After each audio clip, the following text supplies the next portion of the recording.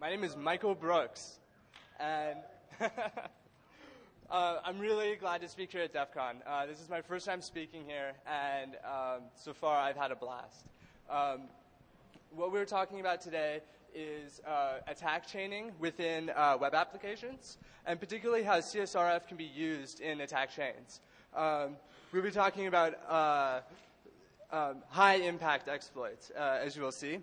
Also, at the end of this talk, there will be an O-Day vulnerability being released with exploit code, as well as some other goodies. Okay, let's get, okay, first of all, as a show of hands, who thinks CSRF is lame? Who thinks it is the lamest flaw out there that people even take it seriously? Wow. Okay, we got one. Wow, I'm surprised. Honestly, I thought CSRF, even a year ago, I thought CSRF was the lamest vulnerability. I mocked the OWASP for putting it as number 5 on our top 10 vulnerabilities. I laughed at CVE numbers relating to CSRF until I started doing my own research. Right here, this is a piece of HTML code, and it is sending a GET request to cPanel Web Host Manager, and it changes your root password. That is right. Remote root with CSRF. CSRF is is remotely exploitable flaw with the highest impact possible, and we will see more high impact flaws with CSRF. This is also it also affects embedded devices. In this case, I'm sea surfing on a Motorola surfboard cable modem, and I'm able to knock you offline just by you visiting my website.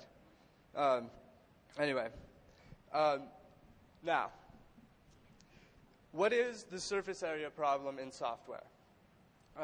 In code quality control, you can use software to detect how much of your code has been executed during a test.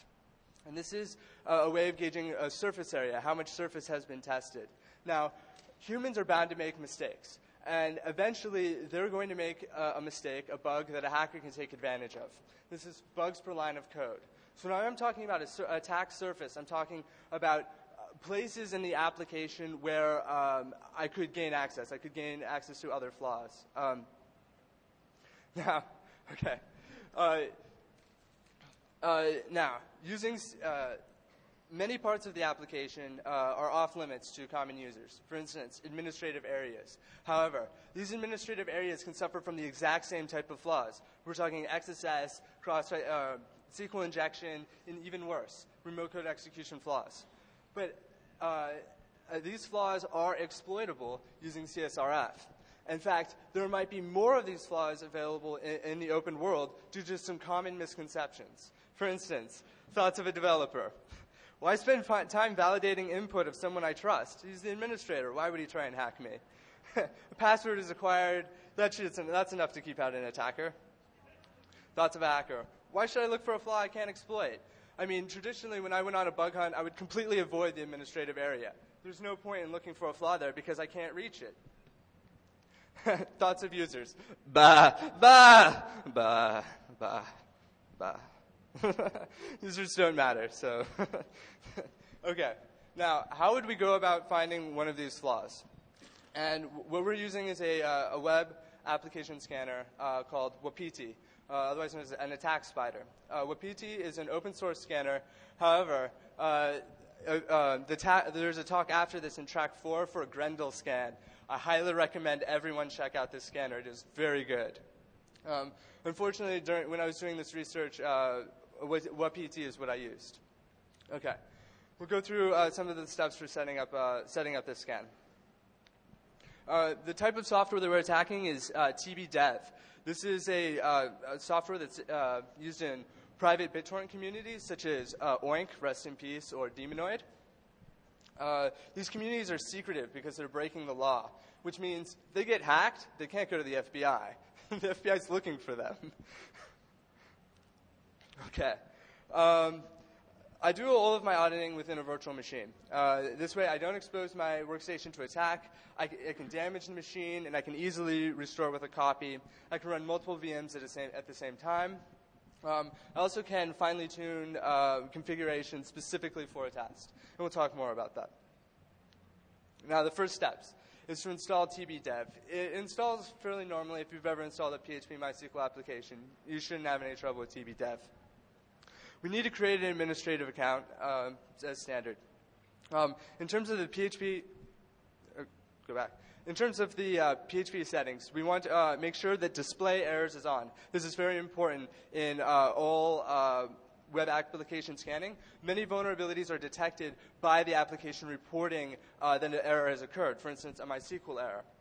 This is crucial for the detection of some flaws. However, it doesn't matter for XSS. XSS is not looking for errors to take place. Also, for this case, I'm leaving my magic quotes GPC on, although I recommend also scanning your applications with magic quotes GPC off. You'd have to know a bit more about how this works, but it's a security feature that can prevent many types of SQL injection. It's a good thing. This is being removed in PHP 6, and this is a very good thing. The reason why is because programmers will become overly reliant on the security of magic quotes, and magic quotes is not bulletproof, so more flaws are becoming popular. I suggest scanning with both at this time. Scan it once with it on, and then once again with it off. Anyway, yes. WebPD. WebPD is a great tool. It is a command line only application. Can be difficult to use. It's fairly solid. One advantage it has over GrendelScan is that it contains less bugs. However, Grendel blows it out of the water in terms of features. Okay, this is the first part of WebPD is that because we're scanning an authenticated area, we need the session ID of the administrator. This is a command line application here called getcookie.py. And we're accessing, I'm giving it the location to the login form, in this case, /login.php. It's going to grab the HTML and tell me what's on the form. It's going to say there's a username and a password. And I gave it the username, admin, and the password, password. Now, this is we start, if you might notice something, the cookie's name is called pass, and it looks like an MD5 hash.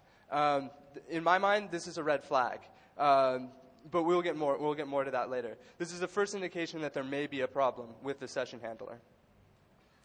Now, if we use getcookie.py again, we'll actually get the exact same session value again. This 32 character of hex called pass. Again, this is not good. This is a lot of evidence supporting that they're using an immortal session identifier. Which we'll talk about more in a bit. It turns out that it's true. They're using your session ID is the MD5 hash of your password. Okay, now first of all, why are people still using MD5? It has been broken for 4 years, and yet people are still introducing it to their code. This is a violation of OAuth's secure cryptographic storage. I believe it's number 8, but people are still doing it. Perhaps you don't know better. The SHA-2 family is secure. So SHA-256, SHA-384, and SHA-512. Any of those. Very secure functions, and you won't have to worry about attack. But furthermore, we actually don't have to attack the MD5 hash. It is a password. It is an effect that their username and password is in clear text. We don't have to break the MD5 hash. It in itself is the session ID. So if we're able to steal this identifier, we'll be able to log on to the application indefinitely, or at least until they change their password. Okay, this is a broken session handler. Again, an OWASP violation. Okay. Now, this we're going to save for later. We know we've already detected one vulnerability, and we haven't even started the scan. So now we're going to start the scan, and we're doing it with now, there's some considerations with this type of scanning. You have to worry about certain requests that may break the scan or make the application no longer available. In many cases, you would want to avoid, such as a logout function, logout.php, which would destroy the session. In this case, logout.php is purely cosmetic. The session ID stays the same regardless.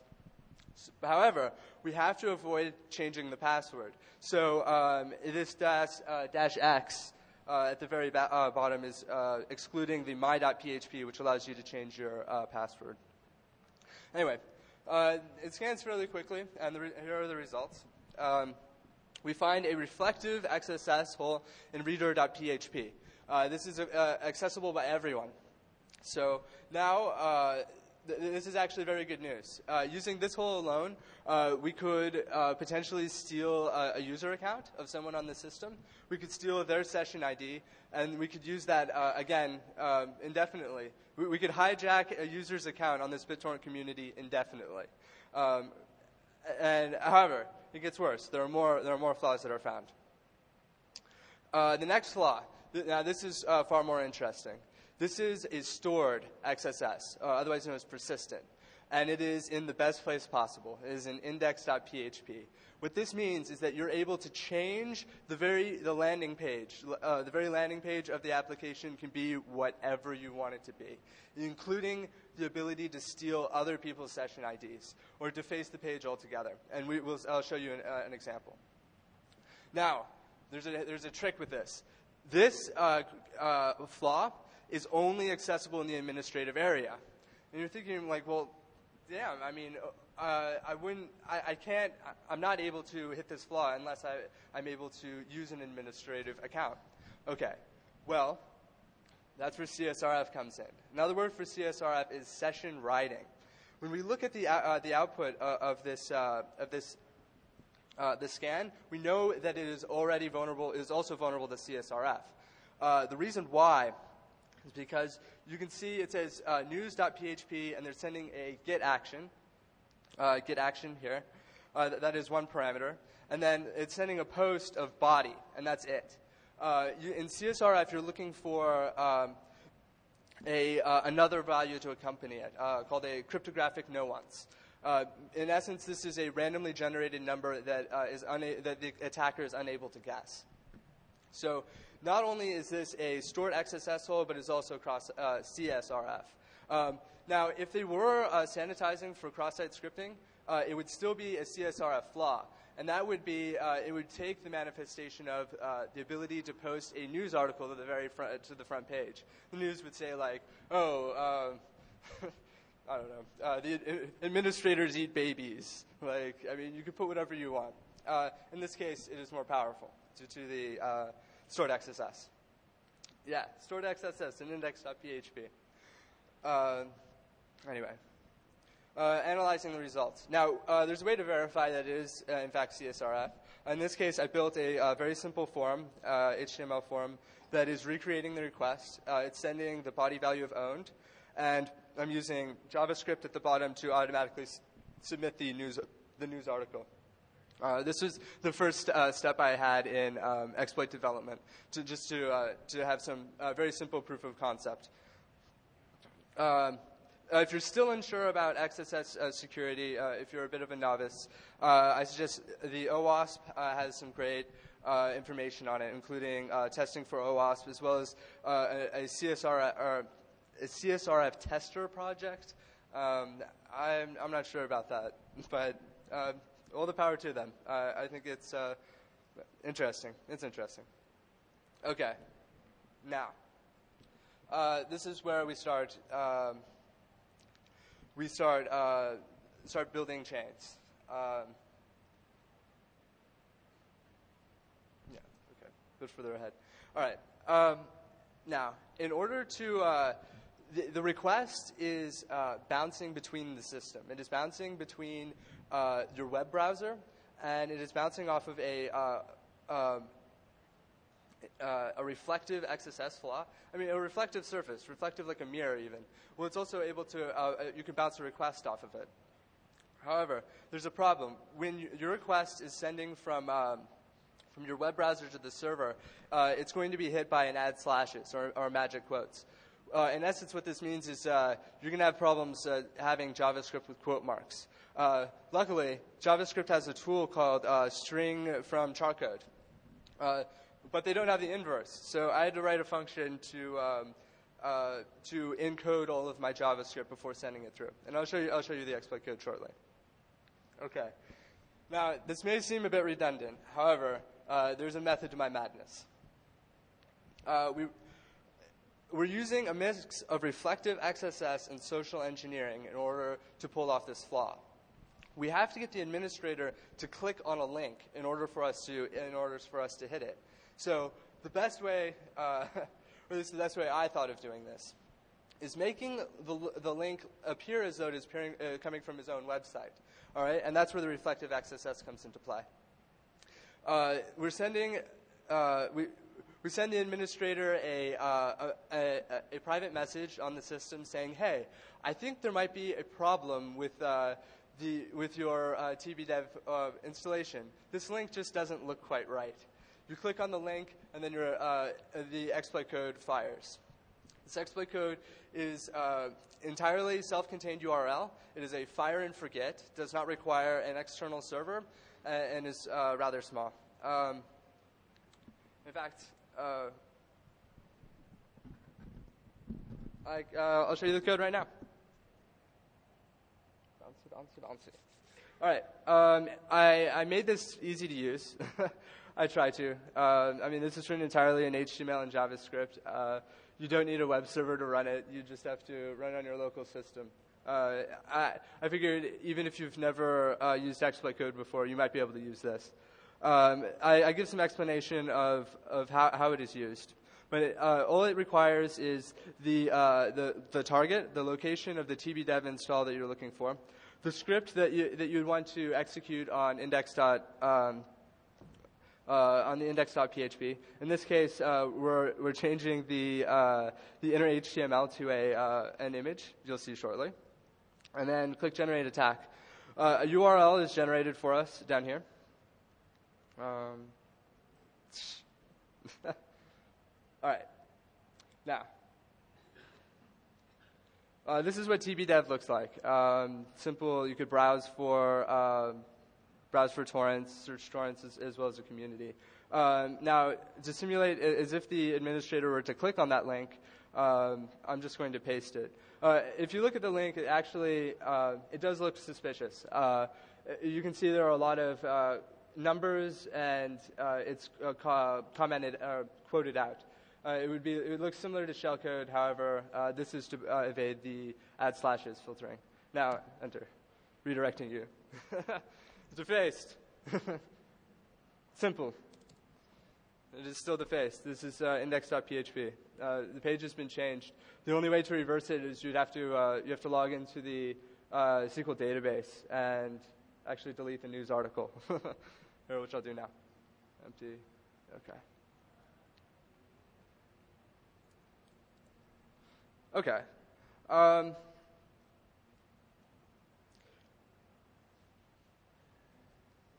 Let's talk a bit more about how would you want to gain access to the community in the first place. Many of these communities do require invites, and it would be nice to gain access to these. So I'll show you a simple cookie stealing code. The PHP is very simple. In fact, it's only 2 function calls and a single variable. The first line here is saying get the file contents of a file we call cookie.txt. So whatever's in that file, we're going to pull it out. Then we're going to open that file for writing, and we're going to take whatever cookie, whatever get parameter we receive as cookie, and we're going to write it. So in essence, this is going to give you if you were to put this script on the index.php, everyone who is logged in, their cookie value would be entered into this file, separated by new lines. And you could immediately log in as any one of those people. So this is a very serious combination of having a broken session handler and being able to literally steal everyone's authentication on the system using this combination. Who am I?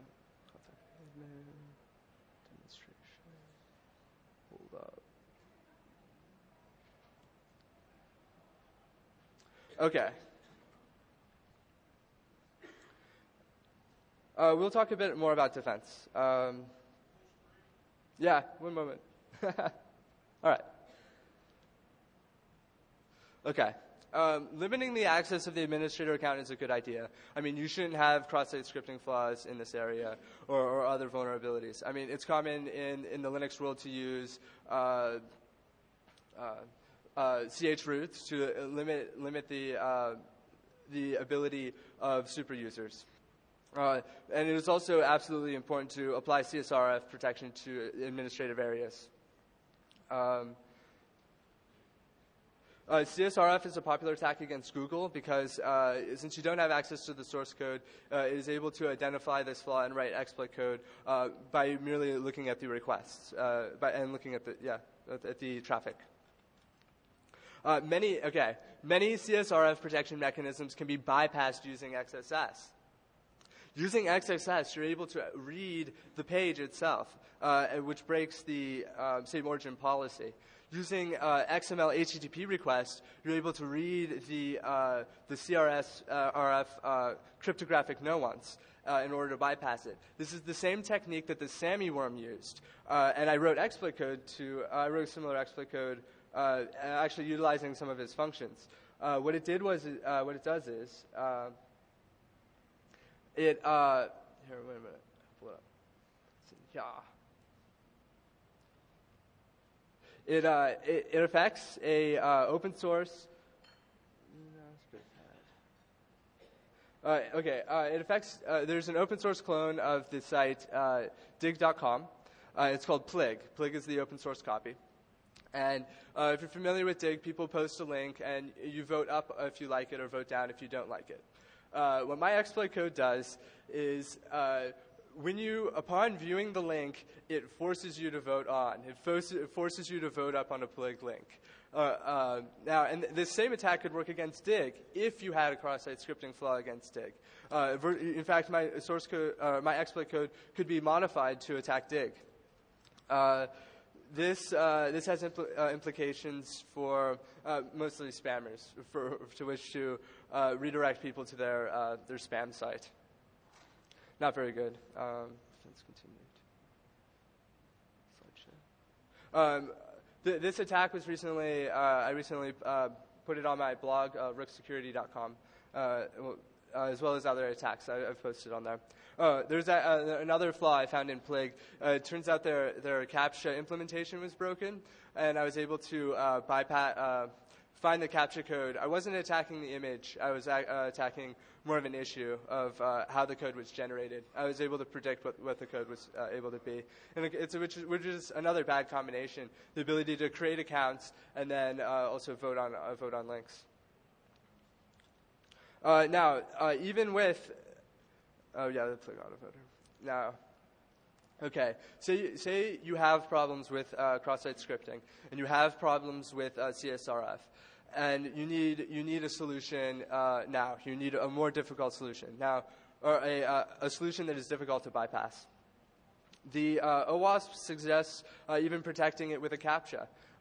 This value could not be read by means of XSS and would be a reasonable defense. Another method would be use a side channel, such as emailing you a password via SMS, text message, or even email, an out-of-band signal. Okay, now there's another problem with CSRF that really keeps it from being a series of very widespread. One, when you're building a request, you have to know where that request is going. You have to know the path, and you have to know the server. However, Spy Dynamics released a very cool tool, a JavaScript port scanner. Now, the port scanner uses two different methods for detecting services. One of them is onload and on error, and it's looking at the response times from requests. This method I can't get to work reliably for a real-world exploit. However, there's another method used. What you're able to do is you're able to read a remote image on a system, and if you know the path to the image, you can read the file dimensions. And using this method, you are able to identify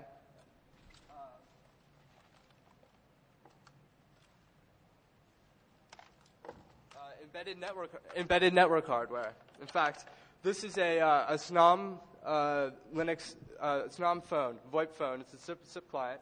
It's running an embedded Linux 2.4 system, and using using this method, it's I'm able to detect this modem on the network, or able to detect this phone on the network, and then hack it. Unfortunately, the exploit code is, I can't show you it right now, but it's a pretty cool system. What's actually made worse about this is that you're able to attack an internal network over someone's browser. And this particular CSRF flaw, literally every request on the system is vulnerable to CSRF, including the feature to update the firmware. Now, because SNOM is obeying the GNU public license, and all of their source code is available for the device, and you're able to build your own custom firmware, including a rootkitted firmware, and have your own rootkitted Linux system on an internal corporate network. In all honesty, I'm not very familiar with the building of hacked embedded systems, but if you are, please come talk to me. I'd like to build some backdoored firmware. I think it would be fun. Particularly, also, SNOM wasn't the only one. In fact, I bought 2 other VoIP phones, and they were also vulnerable. The D-Link phone, as well as a Zoom phone. Another attack scenario that worked against all 3 phones was the ability to change what SIP server was using. So you could force the phone into using a malicious SIP server, perhaps even intercepting calls. There's also proxy servers supported on many of them. The ability to listen in on telephone conversations.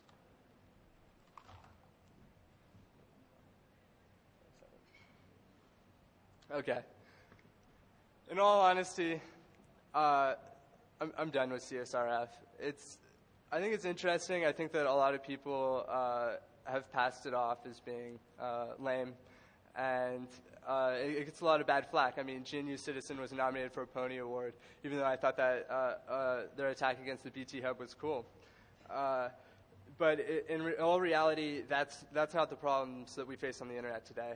The problems are botnets, large controlled systems of computers that are even waging wars, wars of spam. And that is actually Myotay. Myotay, this is DEFCON, and it is a unique place where you have people on both sides of the war. You have the blackest of the black hat sitting next to systems administrators and software quality control. You're literally sitting next to your enemy in a brutal war. And I'm very proud to drop this. This is a very good exploit. As an example, it affects none other than the Coppermine photo gallery, which, if you don't know, there should be around. There.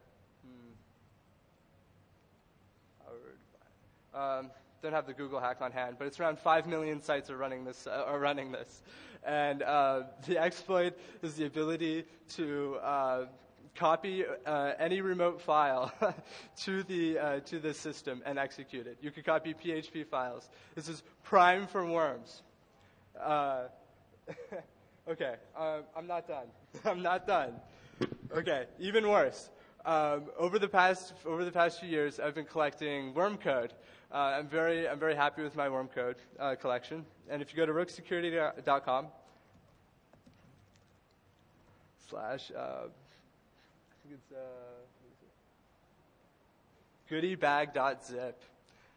Okay, in GoodyBag.zip, there are source code for over 50 viruses and worms with Visual Studio build files. We have malware such as MPAC, 2 versions of MPAC, MyDoom that builds and spreads, you name it. This is everything you need to build your botnet of your own. We're talking great outbreaks such as Blaster, MyTob, they're there. Custom modules for your GoBot and FatBot, they're also on this file. GoodyBag.zip. Honestly, I hope someone downloads it. Also, this is a particularly devastating combination.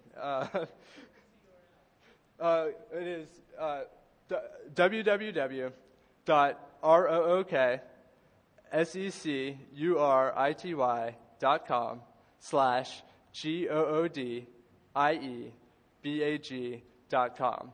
Please share it with your friends. Oh, that's it. That's it. Please share it with your friends. This is years of compilation. Now, okay. Actually, I have here. I'm going to do a bit of a return to CSRF because this actually relates to this flaw. Turns out this flaw is also exploitable by CSRF, although it doesn't have to be. It is simply sending by sending a single GET and POST request, you're able to incur the flaw, incur the vulnerability. Here. It's actually rather advanced. I'm using something called global variable manipulation, which is advanced PHP hacking. They're containing here. Pull it up. All right. I don't know. What? The URL again? It is rooksecurity.com / make sure I get it right. GoodyBag.zip. I'll be posting it to my main page, rooksecurity.com, if you visit it. I'll be posting it after this talk. And again, I encourage you to visit my blog. I do post O-Days regularly. I understand this is not good disclosure, not wise disclosure. Ethics. All right. Okay. The ability for this flaw to work is actually a bit complex, and it's certainly more complex than CSRF. What I'm able to do, or what the code you are looking at here does, is it's attempting to clean up the global namespace of a PHP application. However, it contains a fundamental flaw.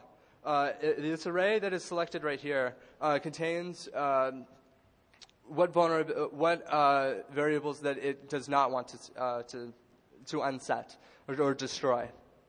However, by unsetting this array, I'm then able to actually do something that sounds a bit counterintuitive. I'm unsetting the other request methods. I'm unsetting, in fact, any variable sent as a GET or a cookie is being unset. I'm also unsetting the request superglobal. The reason why is because when they're unset, it's not checking them if a global variable has been sent via that superglobal. I know I missed a lot of you, but what this allows me to do is basically it turns the entire variable namespace into a taint. I'm able to have an amazing amount of control over the application and really make it vomit up on itself. In this case, the next step is literally to go through and look for sinks. In this case, the sink I'm hacking is a call to copy. Now, copy is much better than other sinks that you've heard of, such as require once, require or include. The reason why is because it has to do with copy on a default PHP. You can pass it a parameter of a URL, and it'll download that URL to your local system. Whereas include can include remote code. However, by default, it does not allow this. In order for this vulnerability to work, you do have to have registered globals enabled. However, and this is not default on the latest version of PHP.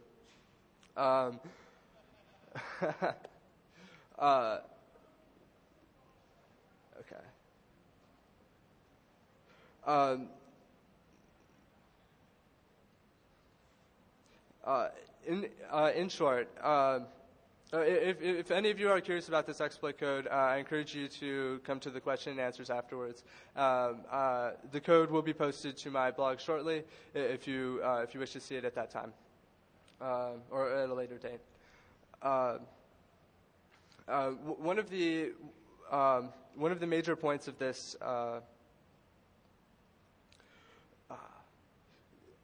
the ability to use the resources around you without that aren't necessarily a clear vulnerability, such as the spy dynamics flaw has been known about for years, yet it's been unpatched, and it allows you to identify local embedded systems. There are other issues, though. The ability to send get and post requests anywhere on the internet allows you to use web browsers as a means of as a proxy server, even to break into other systems. In fact, because this particular flaw can be exploited by a cross browser or cross-site request, you can, in Garrison, any web browser visiting your site, even if it's a fully patched web browser, can still be made of use. You can force them into hacking other servers. That's multiplying your bandwidth. In fact, and the URL that you choose to download, it could be anything online. For instance, a good example is SourceForge. SourceForge.net has a CVE, Common Versioning System, CVS. And in this CVS, you can host raw text files. So in essence, you could take, for instance, MPAC or a backdoor and host it as a SourceForge project, and then being able to use that to exploit other systems. You're using SourceForge's bandwidth to transfer your backdoor, and you're using common clients to visit your site to attack them.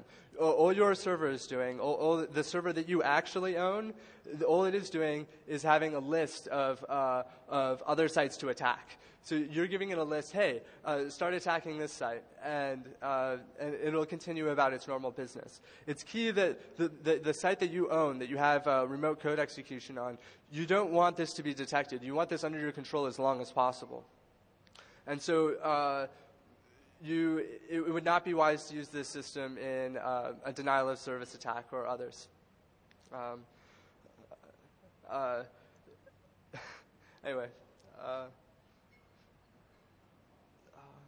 I suppose that concludes my talk. I hope you enjoyed it. I hope you download my worm code and use my exploit code. It makes me happy.